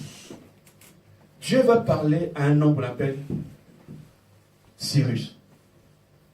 Dieu l'appelle mon serviteur, Cyrus. Dieu dit à Cyrus ceci. Il est temps que mon peuple retourne pour me construire une maison, un lieu. Alors Cyrus va envoyer des messages dans toute la nation pour dire que Dieu d'Israël m'a parlé. Il m'a demandé de construire une maison, un temple. En ce moment-là, il a dit, ceux qui sont ici, qui sont des Juifs, il est temps de rentrer et aller construire quelque chose pour Dieu. Amen. Et les gens commencent à faire une descente pour les construire. Et ça n'a pas été facile. Il y avait des critiques. Il y avait des gens qui disaient, mais vous venez faire quoi ici là? Les Arabes les insultaient, comme aujourd'hui. Et pour nous les croyants, qui croient à la parole de Dieu, les gens disent, mais vous êtes vieux, vous ne vous maquillez pas, vous ne faites pas ceci comme les autres. Ils n'ont pas le message. Alléluia. Amen. Ils n'ont pas le message. Le seul message qu'ils ont, tu vas te marier. C'est vrai. Tu auras une maison demain. Tu auras un enfant demain. Ah, ton mari, c'est lui qui t'ensorcelle. Ils sont toujours dans les prophéties. Mais la Bible dit, quand le parfait viendra, le partiel disparaîtra. Or, le parfait, c'est la parole. Quand la parole descend, ça équilibre les fils et filles de Dieu. Ça leur donne une position d'aimer tellement Dieu qu'ils ne veulent pas manquer les réunions. Oui. Amen. Ils veulent être là, Seigneur. Je voudrais habiter toute ma vie dans la maison de l'Éternel pour contempler ta magnificence, admirer ton temple. Et c'est ce temple-là qu'ils veulent bâtir encore. Mais quel est ce temple? Pour nous, ce temple, c'est Christ. Détruisez ces temples et je le rebâtirai en 3 jours. C'est ce temple que David disait, je voudrais habiter toute ma vie. Amen. Le message, la parole devrait être pour toi toute ta vie. Amen. Tu dis, Seigneur, je ne peux pas vivre sans la parole. Mais si je quitte la parole, où irai-je? Voilà. Si j'abandonne le message, que deviendrai-je? J'irai encore voler? J'irai encore boire? J'irai encore danser dans la boîte de nuit? Seigneur, je n'ai plus le désir de ces choses-là. Je vais m'attacher à toi jusqu'à ce que tu reviennes. Amen. Merci Seigneur. Oh, merci Seigneur. Donc il y a un temps fixé. Mais personne ne sait quand ce sera. Soit, voyez, c'est un mystère. Voyez-vous, le temps des nations, c'est un mystère. Le temps des nations, c'est pour cela, la venue du Seigneur est secrète. Soudaine, personne ne le saura. Seulement pour ceux qui sont préparés à les rencontrer. Donc c'est un mystère. Donc nous ne pouvons pas connaître le temps en regardant l'église. Si elle a rétrogradé, oh surtout, il y en a beaucoup. Moi je ne peux pas dire que non, le temps, je sais que c'est la fin parce que j'ai vu le frère rétrograder. C'est vraiment la fin parce que j'ai vu le frère voler. C'est vraiment la fin parce que j'ai vu la soeur tomber. Non. Je ne peux pas regarder le temps en regardant mon frère ou ma soeur. C'est pas possible. Non. Il dit, si elle a rétrogradé ou si elle avance ou parce qu'elle fait, on ne peut pas savoir par là. Mais regardez les Juifs. Amen. N'est-ce pas? Pas ton frère, pas ta soeur. Regarde les Juifs. Amen. Le voilà, le calendrier du temps. Voyez-vous, à eux, Dieu leur a fixé un jour, une heure et un temps bien précis. Mais il ne l'a jamais fait pour les gens des nations. Il l'a fait pour les Juifs. Donc, observons les Juifs et alors, nous saurons où nous en sommes. Quand tu observes un Juif, où tu es dans ta propre vie. Quand tu observes les gens qui veulent voir le Messie, toi qui l'as reçu, dans quel état es-tu? Voici, je ferai de Jérusalem une coupe de tremblement pour tous les peuples d'alentour. Lors même qu'ils auront mis le siège contre Juda et contre Jérusalem, en ces jours-là, je ferai de Jérusalem une pierre pesante pour tous les Tous ceux qui s'en seront chargés seront mis en pièces bien que tous les peuples de la terre s'assembleront contre elle. Les gens Amen. disent, moi si j'ai une bombe, je l'envoie là-bas. La Corée dit, j'ai une bombe, je l'envoie là-bas. Et Israël est mal vu aujourd'hui. Jérusalem devient une pierre pesante. C'est comme si c'est un problème qui ne finit jamais. On décide de faire la paix. Paix, paix, paix. Demain, une ruine soudaine. La ruine soudaine vient comment? Ils prennent des roquettes. Les Palestiniens. Ils tirent là-bas en Israël. Et voilà parfois quelqu'un qui meurt. Et les Israéliens, qu'est-ce qu'ils font? Ils viennent, ils attaquent et ils font des centaines de morts. Donc il n'y a jamais eu de paix. La seule façon pour qu'il y ait la paix dans cette contrée, il faut que le Seigneur vienne. Amen. C'est lui qui apportera la paix. Mais pour que cette paix puisse être là, il faut qu'il puisse mettre en pièces tous les systèmes des nations, tous les systèmes des païens, pour qu'ils viennent s'établir comme étant la grande pierre qui constitue un grand rocher. C'est pour cela qu'on voit aujourd'hui toutes les nations s'effondrent. L'économie s'effondre. Même les États-Unis deviennent pauvres. Oui. Il faut faire la guerre pour avoir l'argent. Il faut tuer pour avoir l'argent. Il faut financer les terroristes. Et qui les fait? Les Nations Unies. Ils financent qui? Al-Qaïda. Les Nations Unies financent qui? L'État islamique. C'est incroyable. Mais ils le font. La dernière fois, ils ont envoyé un colis ou des colis, des armes avec des avions. Ils ont lancé pour que les gens qu'on appelle État islamique puissent les récupérer. Et Bachar al-Assad dit, mais c'est pas normal. La Russie dit, c'est pas normal. Vous encouragez. Et il y a des compromis entre eux. Moi j'ai fait ça, toi tu fais ça. Pourquoi? Parce qu'ils veulent avoir l'argent. L'argent est devenu la racine des problèmes. Avec l'argent, on peut tuer. Avec l'argent, on peut manipuler les gens. Parce que dans leur économie, ils n'ont plus rien. La seule chose qu'il leur reste à faire la guerre. Vous comprenez cela? Alors, mes frères et sœurs, il est temps pour nous de nous préparer. Nous parlerons sur les 70 semaines de Daniel. Nous verrons les six buts de la visite de Gabriel à Daniel. Vous allez comprendre que nous sommes dans un temps où nous devons relever nos têtes. Quand je regarde Israël, Seigneur, Israël, c'est là où le salut vient. Israël, c'est là où il y a ta ville. Israël, c'est le peuple que tu as aimé. Quand je vois ces choses, je comprends que moi, qui a bénéficié de cette grâce de Dieu, je ne dois pas jouer avec cette grâce. Amen. Ne jouez pas avec la grâce de Dieu. Cette grâce a un temps. C'est comme cet homme à qui on a dit, écoute, quand on viendra te prendre, donne ces bouts de papier.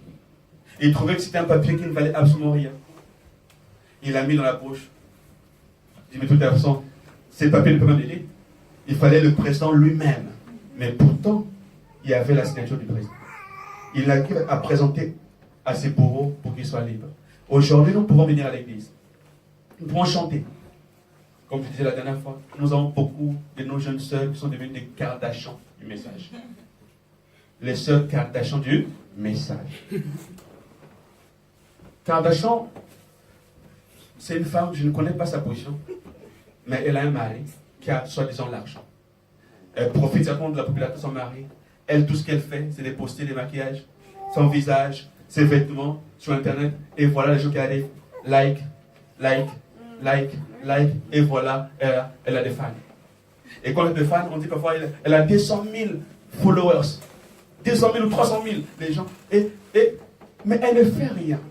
Quand elle mange, elle met sur Twitter. Quand elle se maquille, elle met sur Twitter. Et aujourd'hui, ce même esprit est même entré dans les églises. Les gens mangent. Ils mettent sur Facebook. Ils mettent sur Twitter. Ils mettent sur WhatsApp. Il va acheter quelque chose dans un magasin. Elle est en train parfois de porter des vêtements pour essayer. Il y a toujours quelqu'un qui prend des photos, ou comment on appelle ça? Voilà, c'est ma soeur. Nous selfie. Et pour un selfie, il faut poster tout de suite. Il faut tout de suite poster. Et les gens viennent, toujours des gens par des passages, bien sûr. Ils ont des passages. Ah, ma soeur, jolie, hein? Ah, mon frère, ah, j'apprécie, hein? Ah, c'est que du bonheur, c'est bien. Et les gens sont là. Et ça fait quoi, en fait, dans cette personne-là? Ça fait que ça le pousse encore à faire encore plus. Donc, en fait, elle va se sentir désirée quand les gens trouveront que c'est bien. Mais quand les gens diront, oh ma soeur, c'est moche, tout ça, machin, c'est pas bien fait. Ah, là, non, mais vraiment. Et voilà parfois des insultes. Hein. Des insultes. Est-ce que quelqu'un t'a demandé de regarder? Passe ton chemin. Et parfois les frères et les sœurs s'insultent sur les réseaux sociaux. Et c'est incroyable. Et nous sommes où? Nous sommes à Kadesh Barnea. Un lieu de jugement pour que l'église soit préparée. Et Dieu ne peut pas prendre des gens qui ne sont pas préparés. Il va prendre des ramassis. Il faut le Saint-Esprit. Le Saint-Esprit dominera dans une prière. J'ai fait une expérience. Envoyer des citations aux gens. Quand j'envoie une citation, un jour, ah frère, ah ça m'a aidé à la citation. Tu envoies encore des citations. Ah lui aussi, il ne faut pas envoyer des citations tout le temps. Ah, tu peux envoyer autre chose. J'ai dit autre chose, quoi je vais t'envoyer. Qu'est-ce que tu veux en fait que je puisse t'envoyer? Non mais, même une photo, des choses comme ça. Non mais, je ne vais pas t'envoyer une photo, je t'envoie des citations.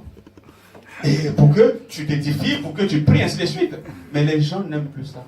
Quand ils voient des gens qui partagent que les Écritures, ils disent, ah, ça c'est pas un frère, ça c'est pas une soeur, elle aime trop que Dieu, Dieu, Dieu, Dieu. Mais il y a aussi les choses de la terre. Non, il n'y a pas les choses de la terre.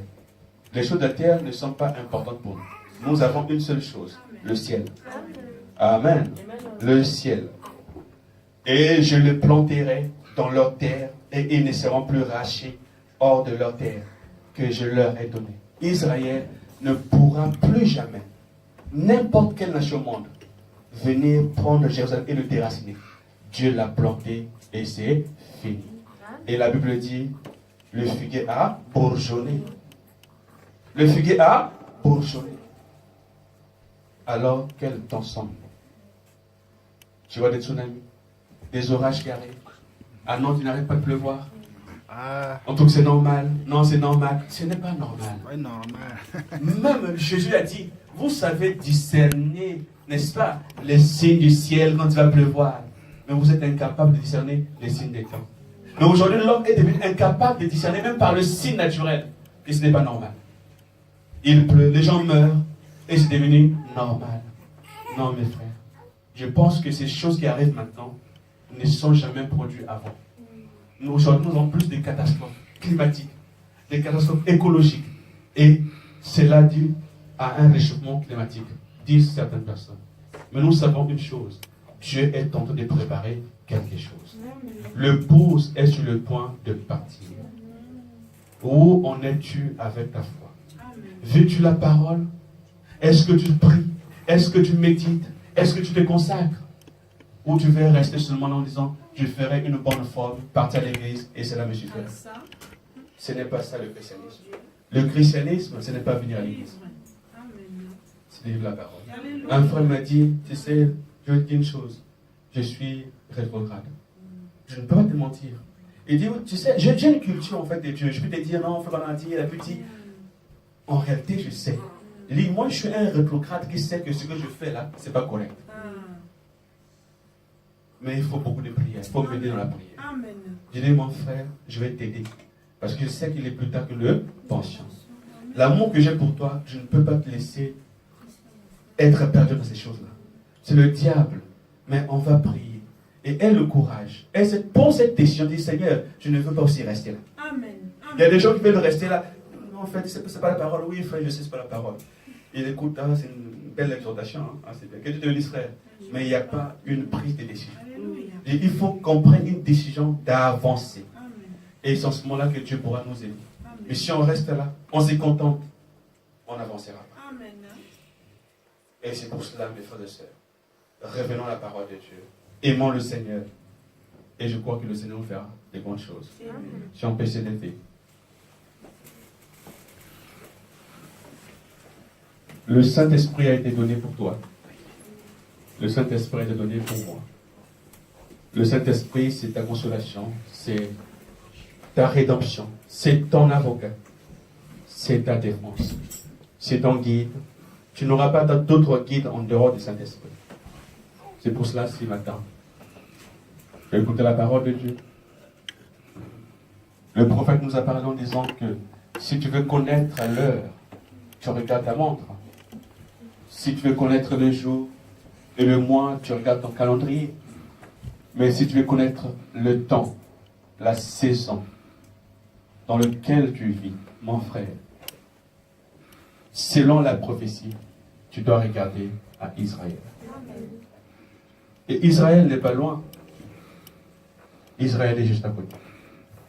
On peut le voir dans le YouTube, sur Google, à la télé que nous payons. On peut entendre les nouvelles d'Israël. Ce n'est pas des choses qui devraient nous déranger à entendre cela. Mais c'est des choses qui devraient nous affermir.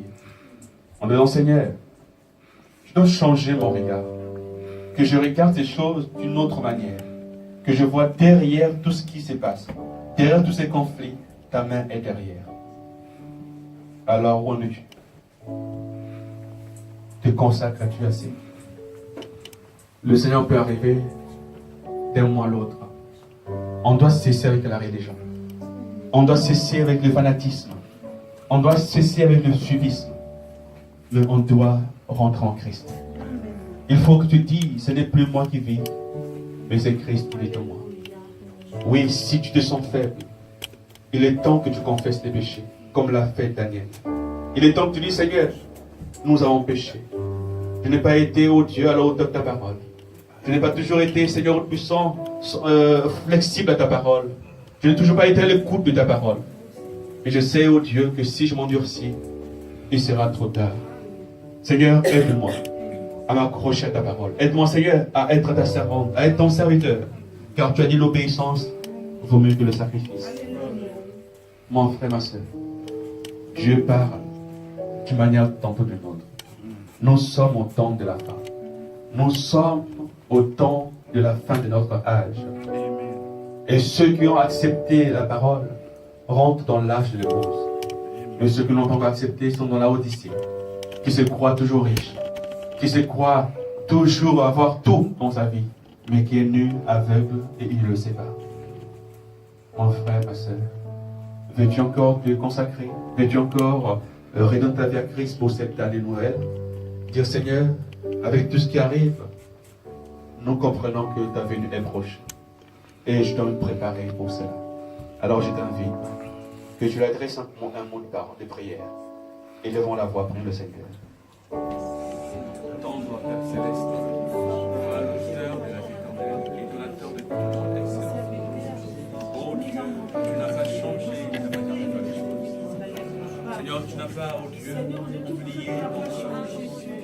Seigneur, tu as dit qu'une mère n'oublie pas son enfant qu'elle allait. Ainsi toi, tu n'as pas oublié Israël. Seigneur bien-aimé, même si les nations se détournent, mon Dieu, même si les nations, Dieu, cherchent à l'extérieur,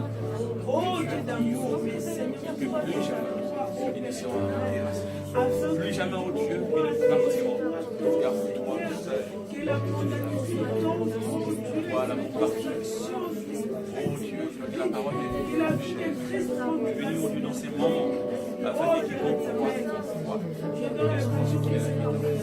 Seigneur, cette vie éternelle, oh Dieu, que tu mets, quand nous acceptons, quand nous ouvrons notre cœur pour que toi, tu es dans ce monde-là.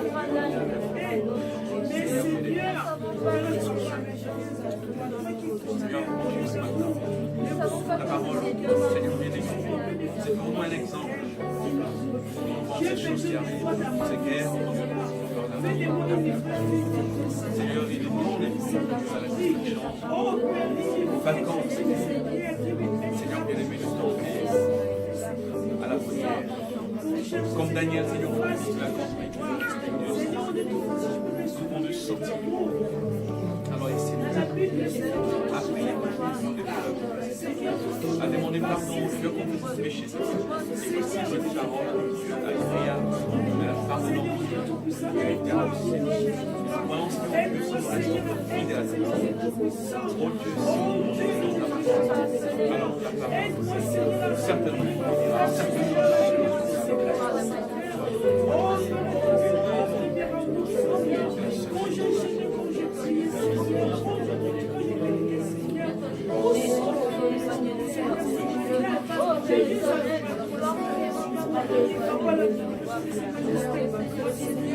Oh,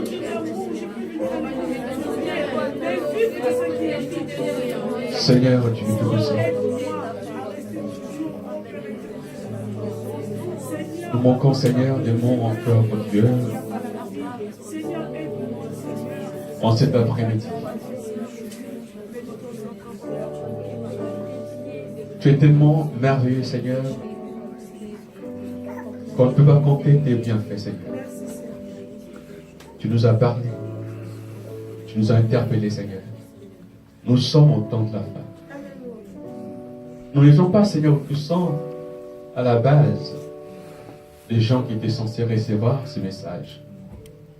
Mais parce que, Seigneur, oh Dieu, tu as voulu, Père, faire cette brèche et que Israël puisse te rejeter pour que toi, Seigneur, tu viennes chercher une épouse.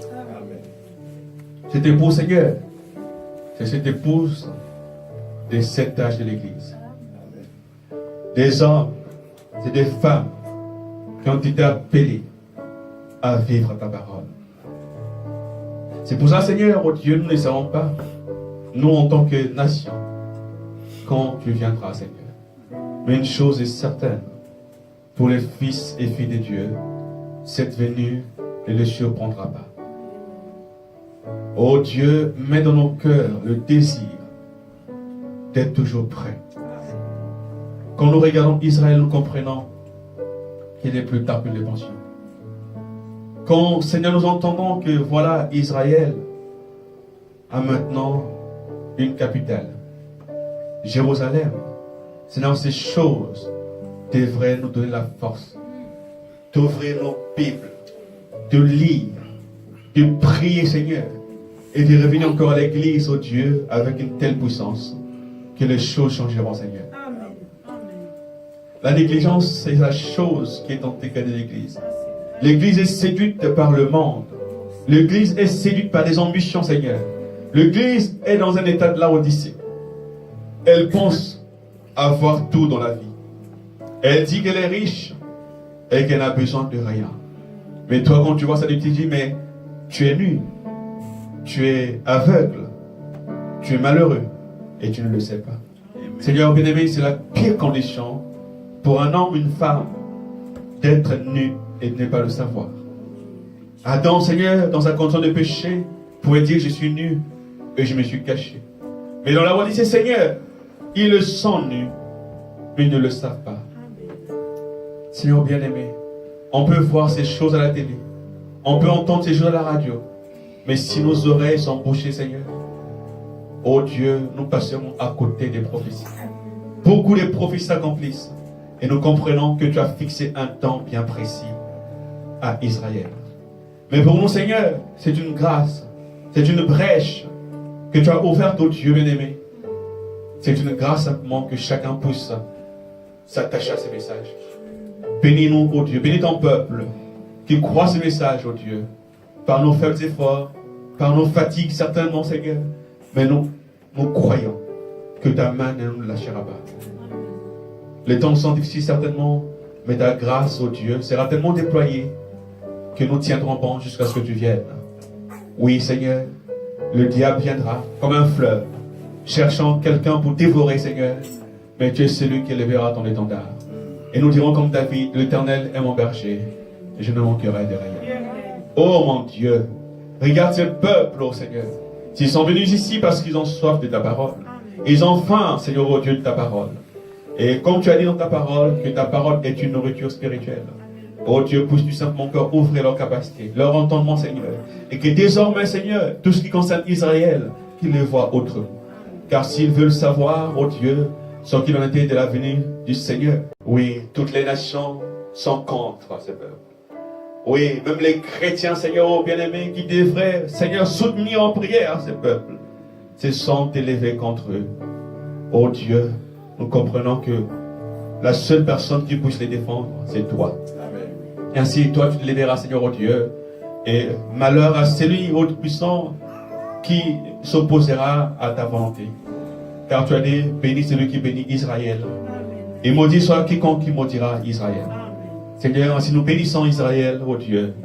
Et n'oublions pas aussi, Seigneur, que tu bénisses ton épouse, que tu as choisie par ta grâce, Seigneur. Et Seigneur, nous te recommandons nos âmes, nos esprits, nos corps entre tes saintes et divines mains. Ouvre-nous, Seigneur, notre capacité et emmène, Seigneur Dieu, nos pensées, Seigneur, à la compréhension de ta parole, afin que nous puissions savoir, oh Dieu, dans quel temps nous sommes. Le temps n'est plus à la rigolade, oh Dieu, ni à jouer, Seigneur, ni à une partie de l'auto, mais le temps est à la prière. Oh Dieu, remets dans nos cœurs la flamme de la prière, la flamme de la lecture, Seigneur, oh Dieu. Mets-nous le zèle que nous avions au début, quand nous avons cru ce message.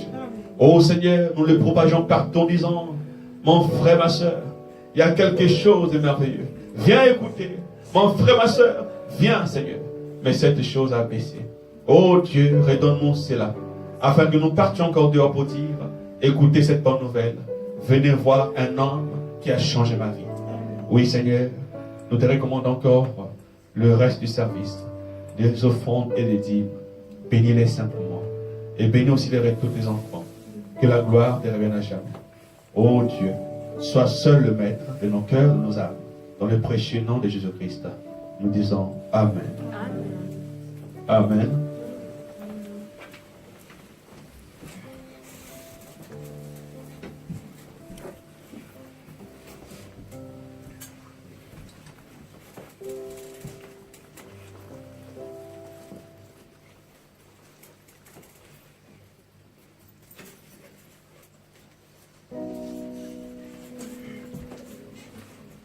Voyageant dans le pays, je chante en marchant, qui dans les amants calvaires, aux flots gramoisis, mon âme percée par les flèches des dents et des dehors. Mon sauveur me conduit, par lui je vaincrai. Moi je désire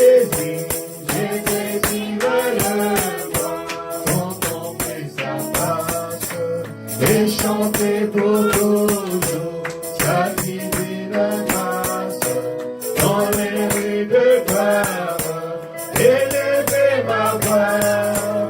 Mes soucis sont passés aux joies éternelles. Moi j'ai désir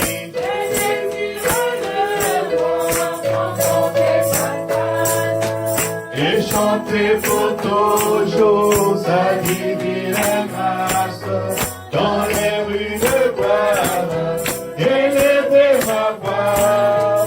Les soucis sont passés aux joies éternelles. Au service de mon Seigneur, même dans la nuit sombre, je m'accrocherai à lui, il va m'éclairer. Et les pièges de Satan peuvent trouver mon âme. Mais mon sauveur prend la direction de tout. Moi j'ai désir contempler sa face et chanter pour toujours sa divine grâce. Oui, dans les rues de gloire, élever ma voix. Mes soucis sont passés aux joies éternelles. Du fin fond de la vallée, je regarde en haut. Je contemple mon sauveur, dirigeant la guerre. Il me prend de la vallée par sa tendre main. Il me guide, je peux voir un chant en avant. Moi j'ai désir contempler sa face et chanter pour toujours sa divine grâce dans les rues de gloire, élever ma voix.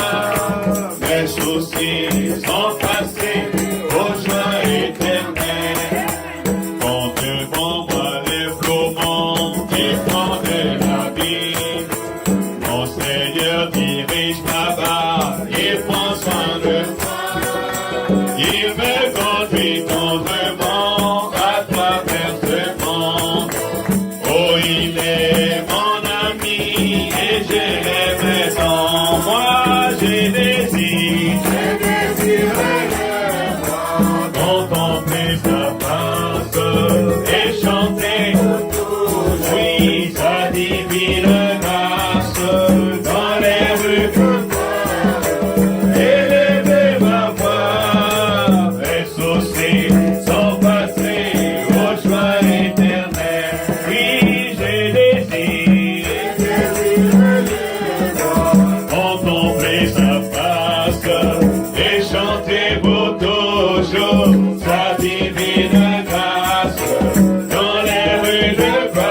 encore élever ma voix. Les soucis sont passés aux joies éternelles. Amen. Les soucis sont passés, la joie est Éternel. quand tu vas sortir, là en sortant, tu souris, n'est-ce pas? Amen. Souriant et dans ton visage, les